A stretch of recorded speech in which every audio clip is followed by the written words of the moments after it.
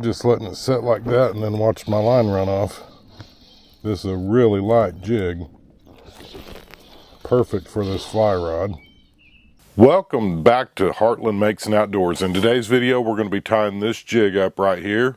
And then I'm telling you guys, I've been using this thing. It's a wonderful little jig. It's easy to tie.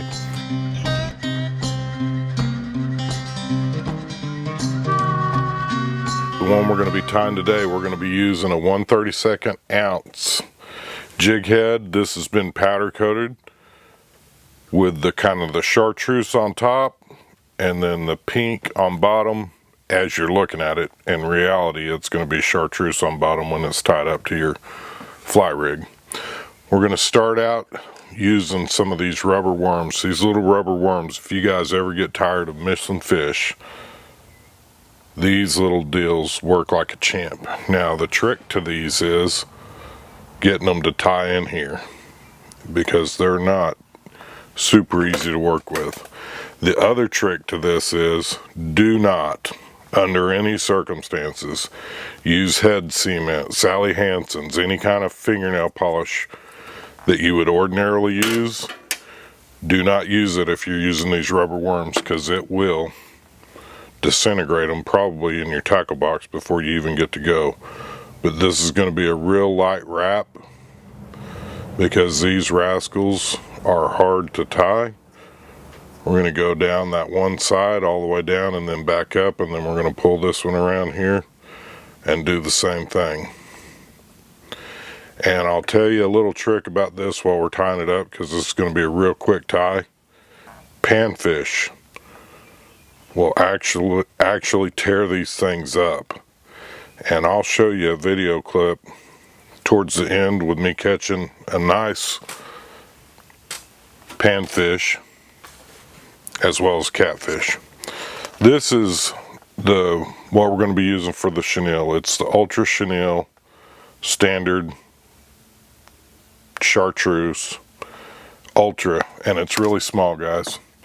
I'm going to get the one over here that's already open, because I've been selling a lot of these this spring over at Caddo Lake, and I'm also selling them on our little Etsy store, but mostly I've been tying these up for the people at Caddo Lake, because they've been good to me, selling my lures for me, and I've got a fair amount of stuff that I just tie strictly for them. Again, on the chenille, real easy, just get it tied in. Only takes a few wraps. And if you guys are curious, if you've never worked with these little worms, I'll put a link in the description down below so you can get some yourself. Finish it up with the whip finish. Again, the biggest trick on these is do not use any kind of epoxy hardener or any of that. It's okay if a little bit of that's poking out. It just kind of gives it a little more rugged look. And then also, if you guys are fishing with these, if you notice that your panfish or crappie or anything is what I would call a short strike, come in here, and after you've got this tied up and you're fishing with it, you can always cut these little worm legs down shorter. And right now this one here to me looks a little long, so we'll go ahead and clip it there. And guys, that's it. This is really quick and easy. It's a beautiful rig. It works great fly fishing. It works great as a secondary jig if you're flipping two out on a spincast rod, any of that. Again, guys, we appreciate your likes, comments, and subscribes. I hope you all have a blessed week, and let's get outside and make something happen. Just letting it sit like that and then watch my line run off. This is a really light jig, perfect for this fly rod. All right, guys, trying to get my vest where you can see, but we've got one on the fly rod with one of my custom tied flies. Oh yeah, that's the nicest perch we've caught yet. Look at this one, guys. That's a nice one. And if you guys have been following along, I teach you how to tie this. Look at that, copper nose. What a beauty. We need his brother, his big brother. Oh, dang, we're under. All right, gentlemen, we got a fish on. I don't know what it is. It is a nice, look at the size of this catfish, fellas.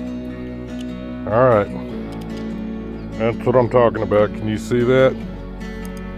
He took that worm like there was no tomorrow.